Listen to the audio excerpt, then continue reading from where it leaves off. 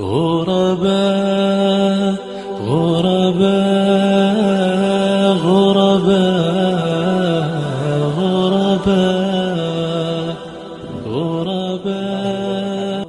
زه حمید افغان القریشي ارفانز فاونډیشن لخوا ډاکټر صاحب او د هغې ټول ټیم ته سلامونه او نیکې هیلې احترامات. ډاکټر صاحب محترم راغلی وو نن یو خور خواته چې هغې موږ ته د خپل ستونزه ویلې وه چې ستونزه یې د کور شیشې وي چې ماتې وي، نو هغې ته م شیشې راوړلې.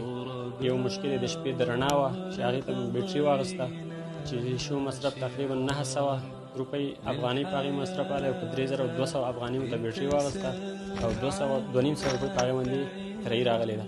باقي انشاءالله د خور نه به ستاسو لپاره یو دعا واورو چې رب العالمین دې ستاسو عمر کې برکت واچوي، ستاسو د دې خور اواز واورېده او هغې دپاره هم دغه سامان او دغه بیټرۍ او دغې شیشو غم ورلټو. رب العالمین دې ستاسو عمر کې برکت واچوي. ډاکټر صاحب خورې ډاکټر صاحب ستاسو لپاره ستاسو نه دعا محتاجه دی، تاسو هغې لپاره دعاګانې وکړئ. بسم الله الرحمن الرحیم. السلام علیکم ورحمت الله وبرکاتو. د هر څه نه مخکې اول د حامد ورور نه ډېره مننه کوم چې زموږ غږ یې تاسو ته در ورسوه ډاکټر صاحب، او بیا ستاسو په عمر کې د الله برکت واچوي. د یتیمانانو د کونډو غږ مو واورېده او د دوی سره خپل د وس مطابق کومک وکړو. الله پاک د جنت الفردوس تاسو په نصیب کړي. الله دې ډېر ډېر ښه در سره وکړي. رب العالمین دې تاسو له عمر درکړي خورې د دغه یتیمانانو کفالت وکړي او دا وروځئ او دې ته د صحیح روزنې کوشش وکړئ.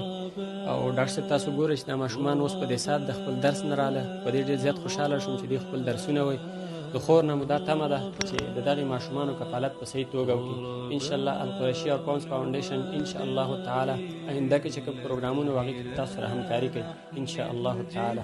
زه حمید افغان القریشي ارفانز فاونډیشن لخوا ننګرهار افغانستان. السلام علیکم ورحمت الله وبرکاته.